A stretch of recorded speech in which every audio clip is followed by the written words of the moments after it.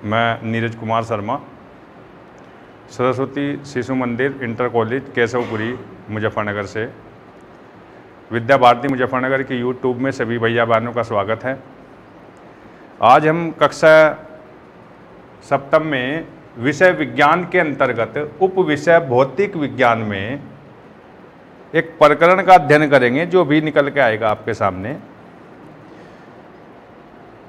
सभी भैया बहनों से पूछना चाहता हूं मैं कि जब हमारे घर में बिजली चली जाती है तो क्या होता है। एक भैया बता रहे हैं कि अंधेरा हो जाता है। बिल्कुल ठीक है, अंधेरा हो जाता है। अंधेरा हो जाने पर हम क्या जलाते हैं? जब बिजली गुल हो जाती है, चली जाती है, तो क्या जलाते हैं हम घर में? एक भैया ने बताया मोबाइल की टॉर्च जलाते हैं। ठीक है। दूसरे भैया बता रहे हैं मोमबत्ती जलाते हैं, टॉर्च जलाते हैं, लैंप जलाते हैं या इन्वर्टर का बल्ब जलाते हैं, इन्वर्टर की बिजली जलाते हैं। सभी जानते हैं। ठीक है। अब जो हम मोमबत्ती जला रहे हैं या मोबाइल की टॉर्च जला रहे हैं, आदि के जलाने से क्या होता है? एक भैया बता रहे हैं कि घर में प्रकाश हो जाता है, उजाला हो जाता है। बिल्कुल ठीक बता रहे हैं। तो भैया बहनों, आज हम कक्षा 7 में विज्ञान के अंतर्गत उप विषय भौतिक विज्ञान में प्रकाश का अध्ययन करेंगे। तो हमारा जो प्रकरण होगा वो प्रकाश होगा, अर्थात लाइट।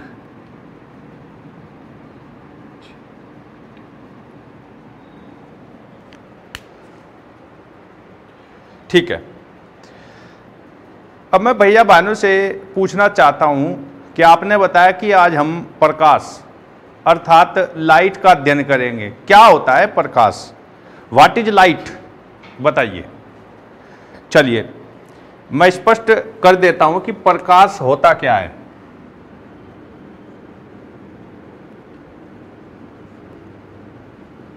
जिसको हम कहते हैं इंग्लिश में लाइट।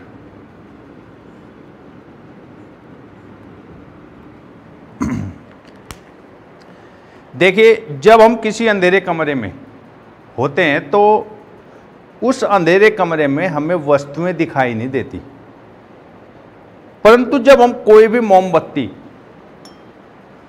मोमबत्ती जला दें या टॉर्च जला देते हैं तो हमें जो अंधेरे में रखी वस्तुएं होती हैं वो दिखाई देने लगती है।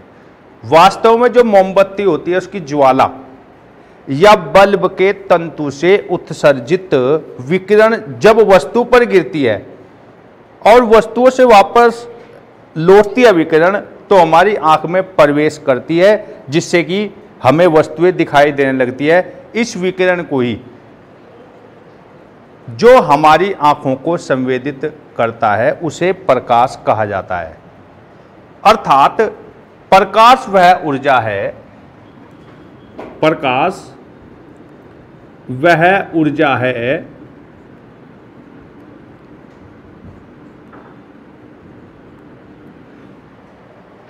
जो स्वयं दिखाई नहीं देती, जो स्वयं दिखाई नहीं देती, जो स्वयं दिखाई नहीं देती परंतु वस्तुओं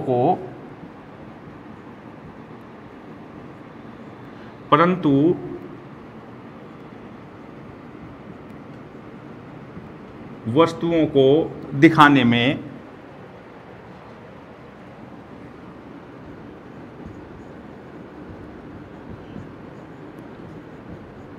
सहायक होती है।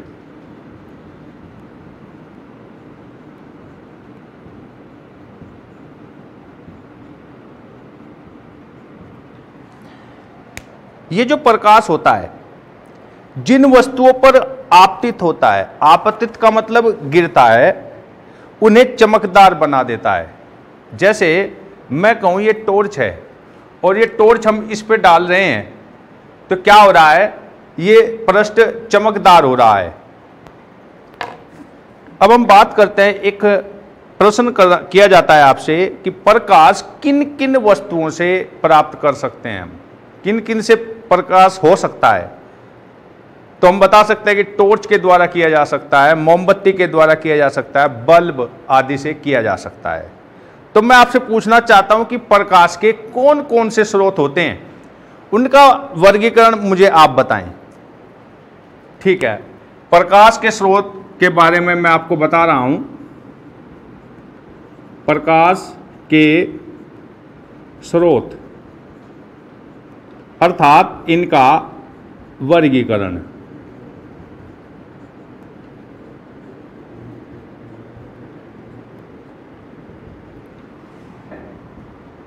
प्राकृतिक स्रोत पहले वर्गीकरण के अंतर्गत आता है हमारा प्राकृतिक स्रोत।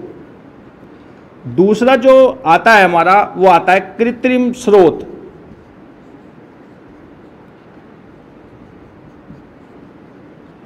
पहले हम बात करते हैं प्राकृतिक स्रोत की। वे स्रोत जो प्रकृति में पाए जाते हैं उनको हम प्राकृतिक स्रोत कहते हैं। जैसे पृथ्वी पर सबसे बड़ा प्राकृतिक स्रोत सूर्य है, इसके अतिरिक्त तारे भी हैं, इनको इंग्लिश में कहेंगे हम नेचुरल सोर्सेस। दूसरा टाइप है हमारा कृत्रिम स्रोत, जिसको कहा जाता है आर्टिफिशियल सोर्सेस, अर्थात इनको हम मानव निर्मित स्रोत भी कह सकते हैं।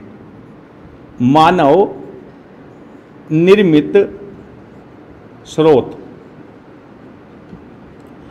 मानव निर्मित स्रोत से तात्पर्य क्या है? नाम से ही प्रतीत हो रहा है कि वे स्रोत जो मनुष्य के द्वारा बनाए जाते हैं, मनुष्य के द्वारा तैयार किए जाते हैं, उनको मानव निर्मित स्रोत कहते हैं। बहुत सारे मानव निर्मित स्रोत है, जैसे मोमबत्ती, टॉर्च, लैंप, विद्युत बल्ब, ट्यूबलाइट, एलईडी, बहुत सारी आजकल बाजारों में हमें मिल सकती हैं। इसके बाद दूसरा जो वर्गीकरण है हमारा, परावर्तन के आधार पर वर्गीकरण। परावर्तन के आधार पर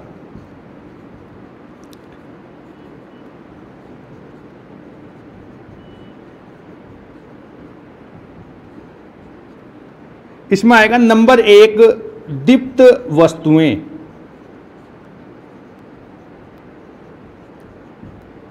दूसरा जो हमारा है अदीप्त वस्तुएं।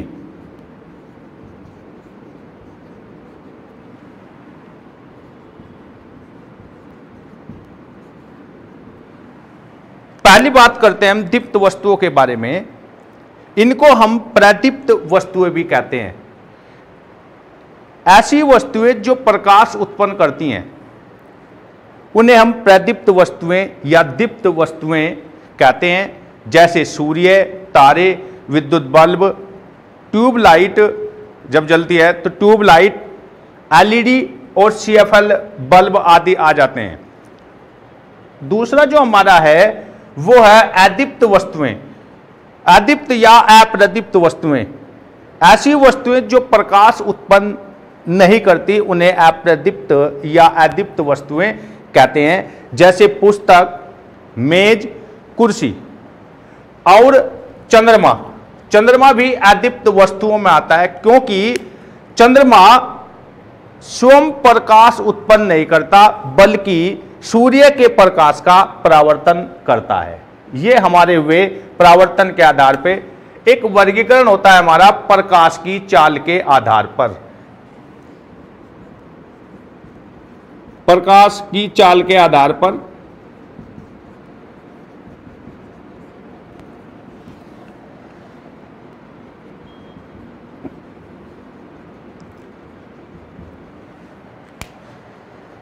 अब हम क्या देखते हैं, जैसे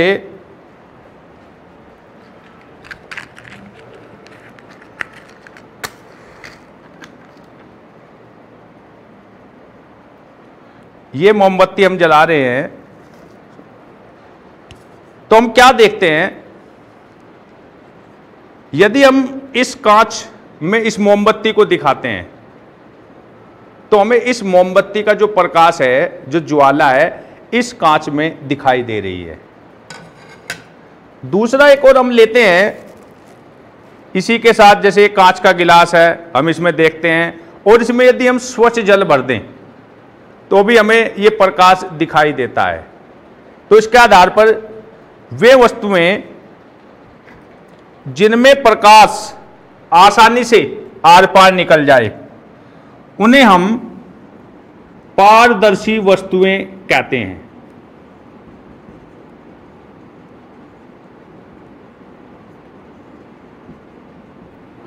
वे वस्तुएं जिनमें प्रकाश आसानी से निकल जाता है, आसानी से गुजर जाता है, उनको हम पारदर्शी वस्तुएं कहते हैं।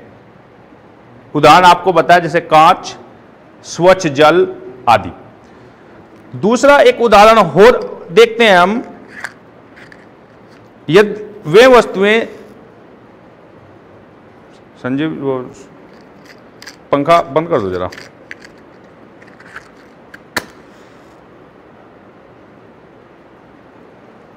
एक होता है हमारा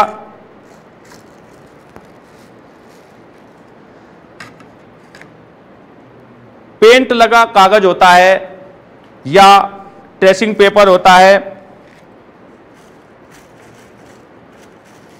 यदि हम इस कागज के आर पार देखना चाहें तो हमें प्रकाश बहुत कम दिखाई देता है। या तेल लगा कागज भी हो सकता है, जैसे हम इसके आर पार देखना चाहें तो प्रकाश हमें बहुत कम मात्रा में दिखाई दे रहा है। तो कुछ वस्तुएं ऐसी भी होती है जिनमें प्रकाश अल्प मात्रा में प्रवेश करता है, उन्हें हम अल्प पारदर्शी वस्तुएं कहते हैं।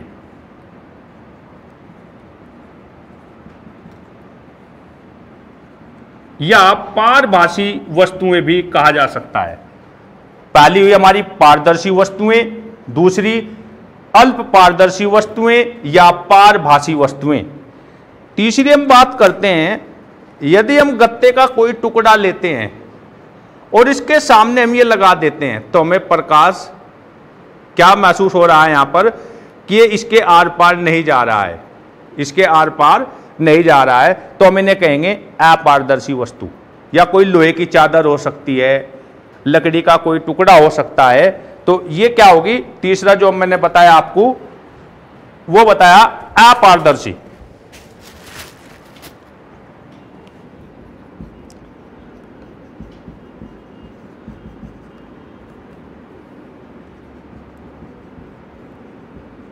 इसको कहेंगे हम कि वे वस्तुएं जिनमें प्रकाश आर पार नहीं जाएगा उनको हम कहेंगे अपारदर्शी वस्तुएं। तो प्रकाश की चाल के आधार पर हमारी जो वस्तुएं हुई वो तीन प्रकार की हुई। नंबर 1 पारदर्शी वस्तुएं, नंबर 2 अल्प पारदर्शी वस्तुएं और तीसरी अपारदर्शी वस्तुएं। इसके बाद हम बात करते हैं प्रकाश के गुणों की।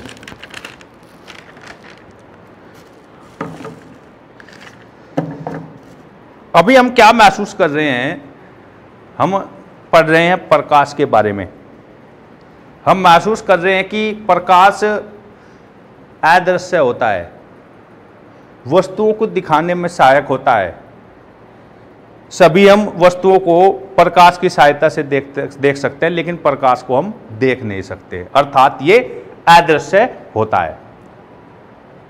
प्रकाश का ये पहला गुण हुआ। दूसरा गुण हुआ कि प्रकाश विद्युत चुंबकीय तरंगों के रूप में चल सकता है।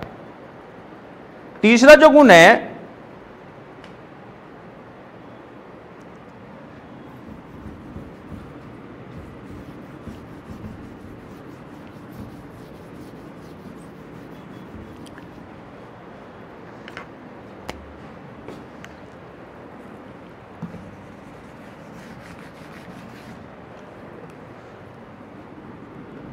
प्रकाश के गुण,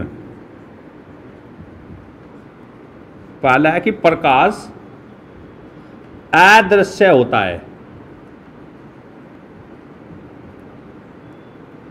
दूसरा, प्रकाश विद्युत चुंबकीय तरंगों के रूप में चल सकता है। विद्युत चुंबकीय तरंगों के रूप में चल सकता है।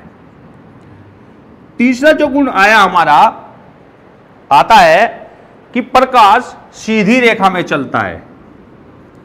इसके लिए हम एक छोटा सा क्रियाकलाप करेंगे।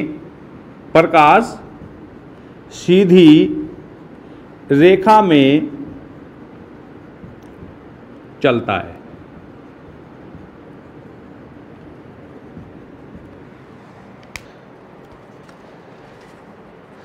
ये 3 गत्ते लेते हैं हम,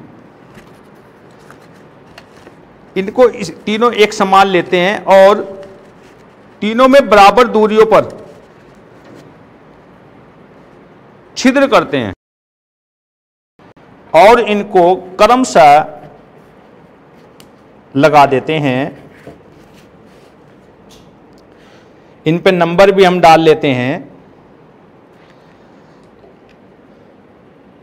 एक मोमबत्ती लेते हैं और इस मोमबत्ती को हम गत्ते के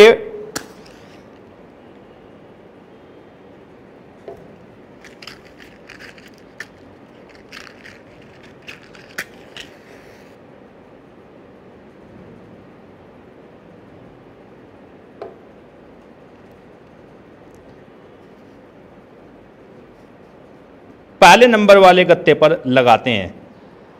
अब हम क्या देखते हैं, जो हमारा तीसरा गत्ता है इसमें देखते हैं हम अपनी आंखों से।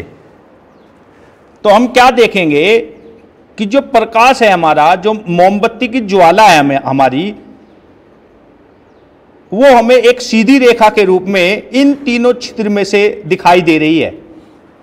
यदि हम इन गत्तों में से कोई एक गत्ता, अर्थात जो बीच का गत्ता है, हम थोड़ा सा साइड में खिसका दें तो हम क्या देखेंगे कि हमें मोमबत्ती की ज्वाला दिखाई नहीं देगी। अर्थात जो ये गत्ते हमारे, जब हमने साइड में इसको खिसका दिया है तो हमें इसमें प्रकाश नहीं दिखाई देगा, लेकिन अगर एक सीध में होंगे तो हमें आसानी से दिखाई देगा।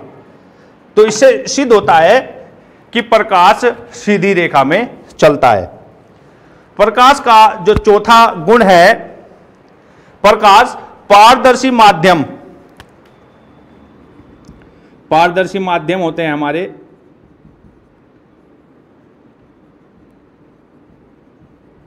पारदर्शी माध्यम जिनके आर पार देखा जा सकता है, जैसे कांच, इनके आर पार हम देख सकते हैं, इनमें से गुजर सकता है। तो प्रकाश पारदर्शी माध्यम जैसे कांच, वायु आदि में से गुजर जा सकता है।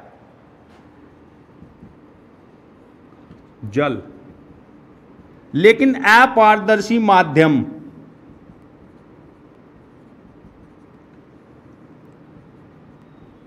जिनके आर पार प्रकाश नहीं गुजर सकता, उसके उदाहरण होंगे हमारे, जैसे लकड़ी हो सकती है, पत्थर आदि, इनमें से नहीं गुजर पाएगा। तो चौथा गुण होगा हमारा पारदर्शी, प्रकाश पारदर्शी माध्यम जैसे कांच, जल में से आसानी से गुजर सकता, लेकिन अपारदर्शी माध्यम जैसे लकड़ी, पत्थर आदि में से नहीं गुजर सकता। पांचवा जो है कि विभिन्न माध्यमों में प्रकाश की चाल भिन्न भिन्न होती है। जैसे निर्वात में प्रकाश की चाल, निर्वात में प्रकाश की चाल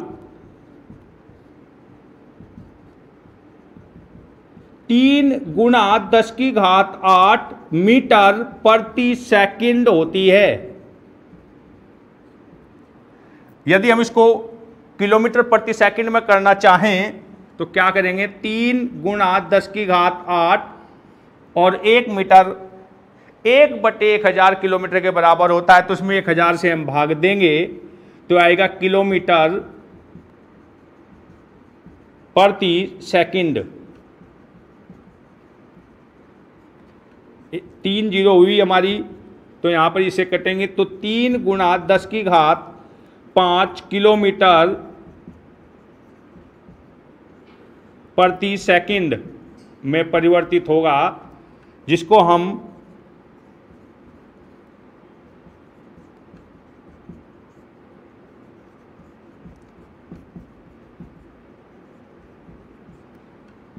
तीन लाख किलोमीटर प्रति सेकंड के रूप में भी लिख सकते हैं।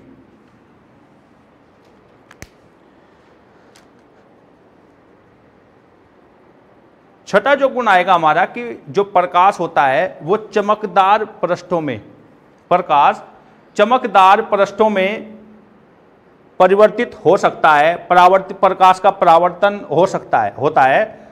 सातवां जो पॉइंट होगा हमारा, श्वेत प्रकाश में 7 रंग होते हैं।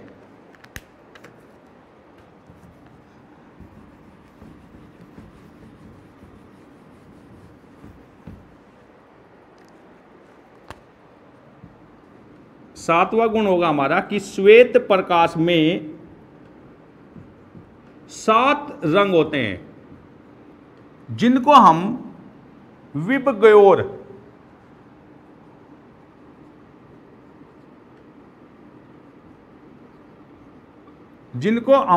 विबग्योर से याद रख सकते हैं। वी फॉर वायलेट, जिसको हम कहते हैं बैंगनी। आई फॉर इंडिगो, जिसको कहते हैं हम जामुनी। बी फॉर ब्लू, जिसको हम कहेंगे नीला। जी फॉर ग्रीन, जिसको हम कहेंगे हिंदी में हरा।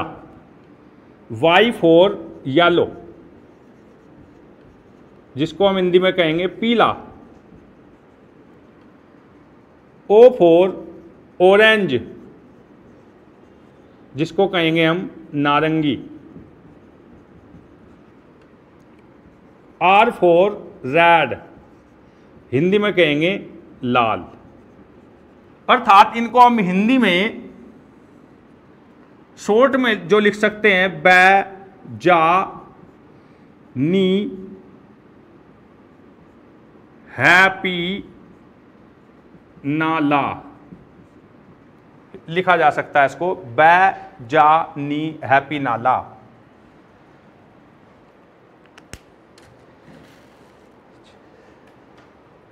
बैज नी हैप्पी नाला, इसके नाम से इसको हम लिख सकते हैं। इसके बाद हम बात करते हैं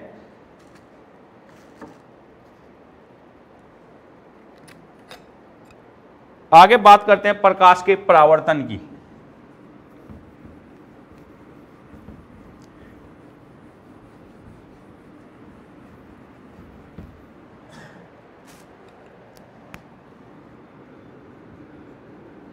प्रकाश का परावर्तन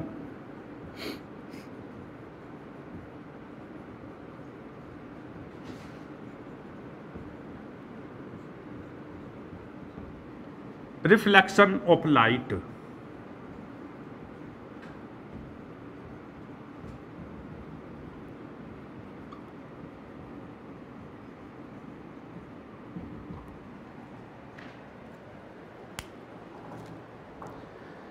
हम क्या करते हैं, एक शीशा लेते हैं, दर्पण लेते हैं, जिसमें हम अपना चेहरा देखते हैं। इसे हम इस पे अगर हम टॉर्च लगा देते हैं तो हम क्या देखते हैं, इस टॉर्च की सहायता से।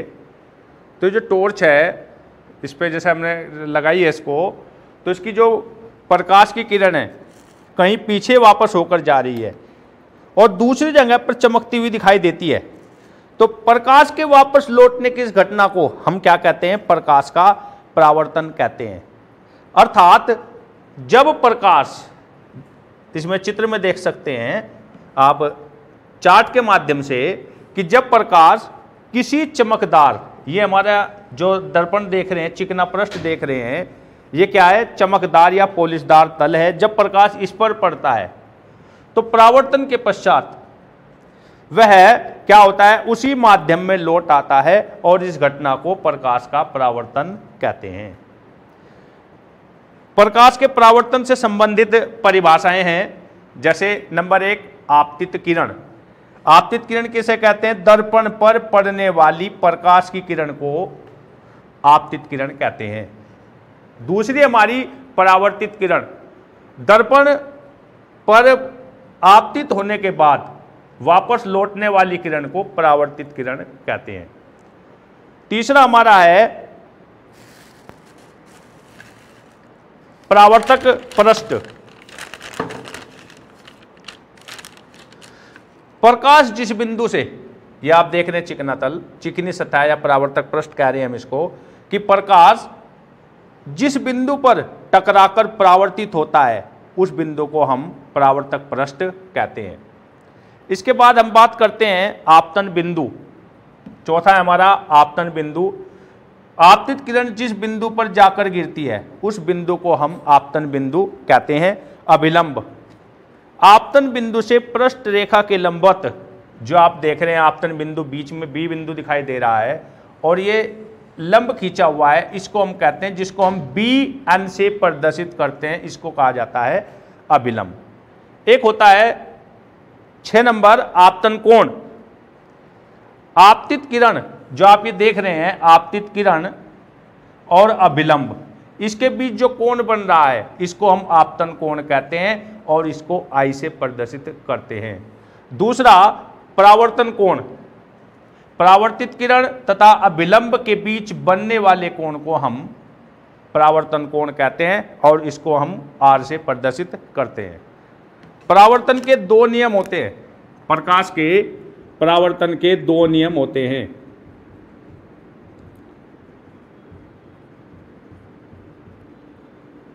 के नियम,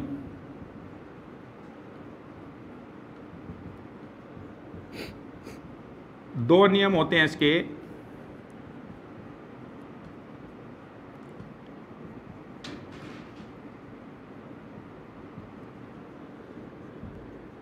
पहला नियम देखते हैं हम, चित्र में आप देख रहे हैं आपतित किरण और परावर्तित किरण तथा आपतन बिंदु पर जो अभिलंब है, ये तीनों एक ही तल में होते हैं।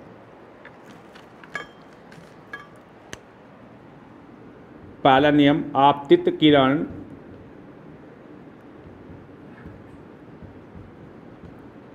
परावर्तित किरण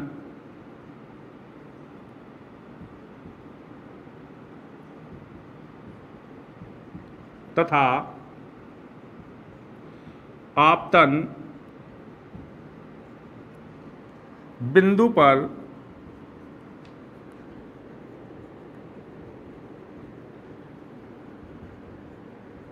खींचा गया लंब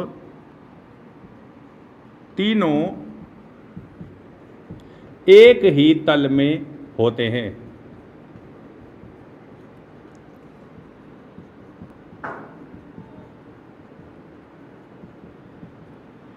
दूसरे नियम की बात करते हैं।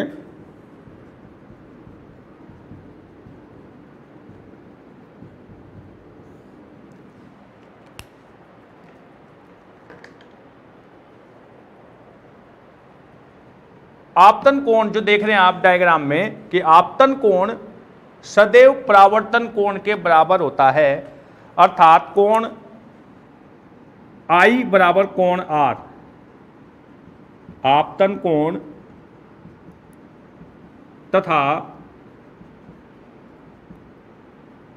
परावर्तन कोण सदैव बराबर होते हैं।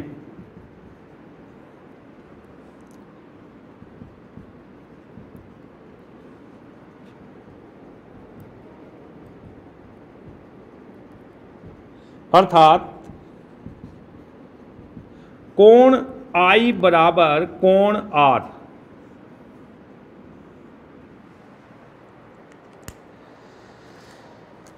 कुछ प्रश्न कर लेता हूं मैं आपसे कि पहला प्रश्न है कि आपतित किरण किसे कहते हैं, ये आप बताएंगे, घर से करके लाएंगे आप। दूसरा प्रश्न है कि परावर्तन का दूसरा नियम क्या होता है, इसको आप घर से गृह कार्य के रूप में करेंगे। धन्यवाद।